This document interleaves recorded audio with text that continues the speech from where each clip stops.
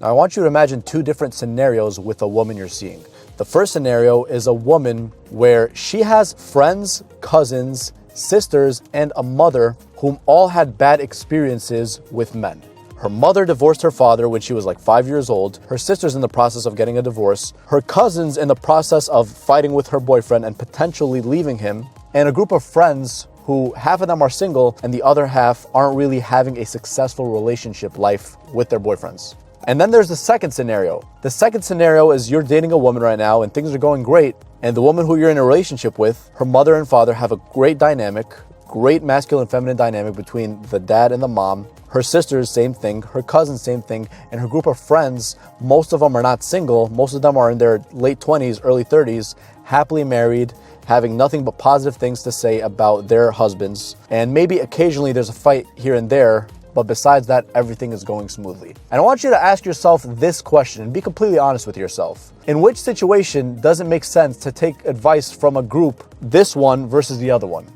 Obviously, it's the second group. Why? Because the second group has people who are mostly positive in terms of their experiences with their husbands or with their boyfriends. Now, you see, man, the whole gist of this video is oftentimes, if you have a girlfriend or a wife and she has many friends who are either single, who have bad relationship experiences, or they have current relationships that are all going south, and most of their relationships with their men are going south. The problem with that is that lots of times these negative relationships can completely tarnish and completely cloud the woman's judgment and her ability to resolve issues with you. Because here's the thing, common sense, right? Any relationship is bound to have problems. Any relationship is bound to have difficulties. But once this woman has a bad board of directors, if you will, right? AKA her cousins, her sisters, her friends, her own mother, who have had bad experiences with men, what do you think will happen when things kind of go south from time to time? When things go south, what she's going to do? She's going to go hop onto that board of directors, onto that WhatsApp chat, or maybe in person, whatever, and she's going to ask them their opinion. The first person she's going to talk to might either be her best friend, her cousin, her sister, or her mother. And if her mother left her father when she was 5 years old, what do you think, or what kind of advice do you think her mother's going to give her during these difficult times? Once something bad happens, she's going to be like, you should leave that guy. I know how guys are. I left your dad the same exact reason. That's the same exact reason why I left your dad when I had you when you were 5 years old. He was this, he was that. And then she talks to one of her girlfriends. She says, man, all they do is cheat. All they do is cheat. And they're all pigs. They're all trash. All men are trash. I can't trust a single man. And then her cousins feed her very similar information. Obviously, common sense, right? That's going to cloud the girl's judgment in terms of resolving an issue with you, right? Just common sense. Maybe even the issue was resolved at first, but then she figured she'd consult the board of directors, right? AKA the people who don't have good advice to give, and then they give her bad advice, and that ends up messing everything up. She could have been happy after resolving an issue with you, then she went out for whatever with her friends. She went out to go connect with her friends and they just hung out at one of their houses. But then they all told her, beware of this guy. He's probably cheating on you behind your back. He's probably doing this. And the woman who's saying that, obviously she's saying that because she's had a bad experience herself with a man she dated, with a man she married, with a man she was in a relationship with, whatever. But if you think about it, that's not a logical way to look at it. It's completely biased to a negative extreme because they're giving advice to this woman based upon their shitty negative experience. And of course, the woman after this, that kind of fucks her up in the mind because she comes back after hanging out with these girls and she's like, damn, maybe they're right. If all of them are saying this, maybe my boyfriend is a piece of shit. Maybe my husband is a piece of shit. So she goes back home instead of being happy like she was when she left the house. She comes back with, a huge frown like this. Oh, what's wrong, honey? Nothing's wrong. I don't want to talk about it. Are you good? Yeah, I'm fine. Everything is fine. Do you really want a girl that's like that? Probably not. And that's the whole reason why you should be very cautious and very careful about the friends of the woman who you are involved with right now. If they're positive friends and they have good relationships with their husbands or boyfriends, and they have mostly positive experiences as opposed to negatives, that's a good sign. That's a very good sign that your girlfriend or your wife, whoever, is in good hands. Because when shit hits the fan, she's going to go consult the board of directors, like I just said, and ask their opinion. What do you guys think about this? Do you think I overreacted here? Do you think I'm at fault? Do you think my husband is wrong for doing this?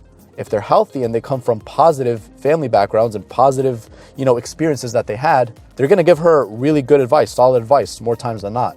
But if it's negative and this woman comes from a fatherless house and her friends the same thing, they're all going to say negative things more likely than not.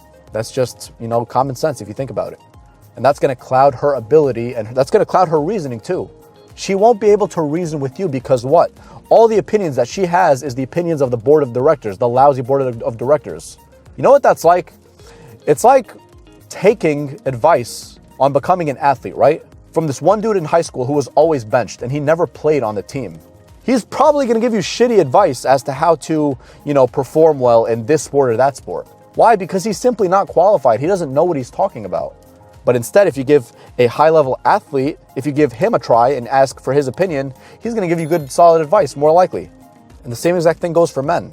If a man is in a relationship with a woman and things go south for whatever reason, and he doesn't have a group of friends whom either have positive relationships from the past or are in relationships right now that are positive or are learning something that is positive, right? More likely than not, those guys are going to cloud the guy's judgment towards the girl. They're going to be like, nah, man, they're all hoes. They all just sleep around. None of them are trustworthy. I don't trust a bitch. That's really how it is if you think about it. Because the men themselves might more than likely have a board of directors, a best friend, a cousin, whatever. If these guys haven't had the good positive experiences from the past, then chances are they're going to find a way to fuck it up, even if they have good intentions. Obviously, most people, if they're giving you advice, especially if you trust these people, friends, family members, whatever, cousins, fathers even, uncles, if they've had good experiences, more than likely you're in good hands. But if they haven't, even though they have good intentions, they're going to fuck it up in one way or another because they're going to get you to a point where your judgment is clouded, you can't think straight, and you can't make accurate decisions. How the fuck could you make an accurate decision if that's all you know? All you know is the negatives. And you're taking advice from all these people, then you naturally, right? If you're a normal person, you're naturally going to start questioning yourself. Like, wow, is this really a woman I want to be with? Should I really trust her? Maybe I'm the one who's stupid. Maybe she really is cheating on me. More likely than not, that's the case. And that's exactly why you need to be really cautious of the group of friends of your significant other. Especially if she's spending a lot of time with them, calling them a lot, asking for their opinions a lot of time. You need to be really cautious of this. The same thing goes with asking for opinions on how to make money from poor people or from average people. All they know is 9 to 5s. All they know is one set way of making money. A lot of times they think that all rich people are scammers, they're bad people, they're dishonest people, they're people with no integrity, when it's not the case. You see, if you really want to be wise, right? If you want to be wise and you want to have wisdom, you have to learn to be unbiased. Especially if you're taking advice from people, they themselves should also be unbiased. That's the type of people you should choose to take advice from.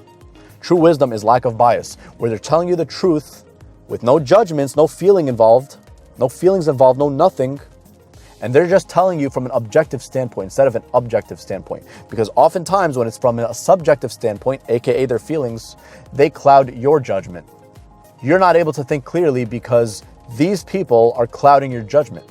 You see, if you think about it, people who are more religious or at least have that religious structure or foundation in their life, either them or their parents, whatever, typically these are the people whom, when they're in a relationship or marriage, obviously more times than not it's marriage because they're more religious, when things go south, they're focusing on, okay, how can we get these people back together? How can we work on things, right?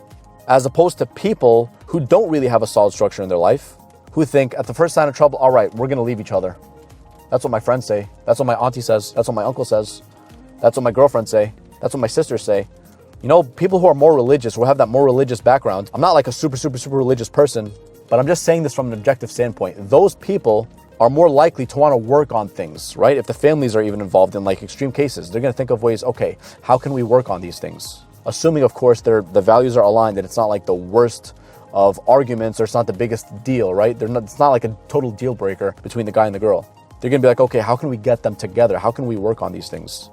Maybe even they'll go to the other person. If it's the girl's family members, she might be like, you know what? He really loves you. He didn't mean to do that. He didn't mean what he said when he said so-and-so. He just slipped up, but he really loves you. They're going to be like that. And vice versa if they're talking to the guy. They're going to be like, she really loves you. Maybe she acted up, but you know what I mean? She still really loves you. I could tell. But instead, if it's the opposite, if they have no solid structure in their life, everything's gonna be haywire.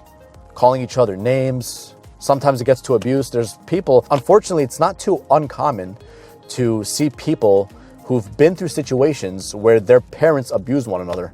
More likely than not, obviously it's the guy abusing the girl, physically, because the man is the more stronger one.